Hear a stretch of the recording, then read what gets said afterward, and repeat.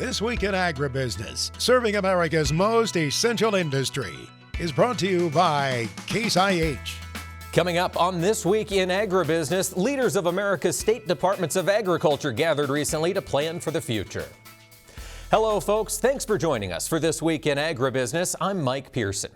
Recently, leaders of America's state departments of agriculture gathered in Cheyenne, Wyoming to plot out the future. Joining us now is the CEO of that organization, Ted Mckinney. Ted, thank you so much for joining us today. And if you would, tell us a little bit about who makes up Nasda. Well, most people in your viewership would know their secretary or their director or their commissioner of ag, same title, three titles, same kind of role in the states. But they may not know that those directors, secretaries, commissioners belong to an association, and that's the one I'm very fortunate to be a part of here. And so National Association, State Departments of Ag, 107 years old, and we take all the interests of those directors, commissioners, and secretaries and represent that in both D.C. and in many cases and in a growing number internationally. Ted, as I think about the 50 states and the U.S. territories that have directors of agriculture, I imagine there's a lot of political differences, and yet there's a lot of priorities the team has together. What issues are important this year to the group? Well, first, a note about that, it's incredible when we see some of the divisiveness going on at the federal government level, but I'm so pleased that Nasda finds a way to work together. I mean, we've got about 35 Democrats or so, and the rest are Republican. That could flip, and it does every couple of years.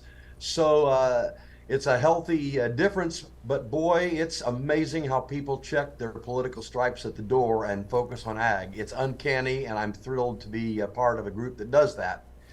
The issues that we face, we have been historically doing or taking up policy twice a year. That'll change to once a year, but we did cover it at the annual meeting hosted by our then president, Doug Miyamoto, in Wyoming.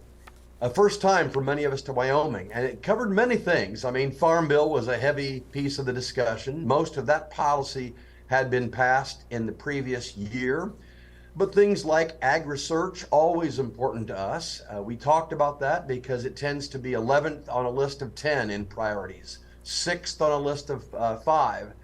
And we are seeing laboratories and other research-oriented programs really wane. We're now like 5th or 6th in the world, not the traditional first. So that's one of many other issues. Trade came up in a big way, lots of discussion on the Foreign Ag Service, our longtime friends, where we celebrated 40 years of partnership. The list could go on, and we could cover these over hours and hours and hours, but those are at least a couple highlights for you, Mike. Absolutely. There's always something coming, Ted. And for viewers who want to keep up to speed with the work of the National Association of State Departments of Agriculture, where could they go for more information? Nasda.org, NASDA.org is the website, or they can just find a way to contact many of the team on the staff here. Fantastic. That's Ted Mckinney, CEO of the National Association of State Departments of Agriculture.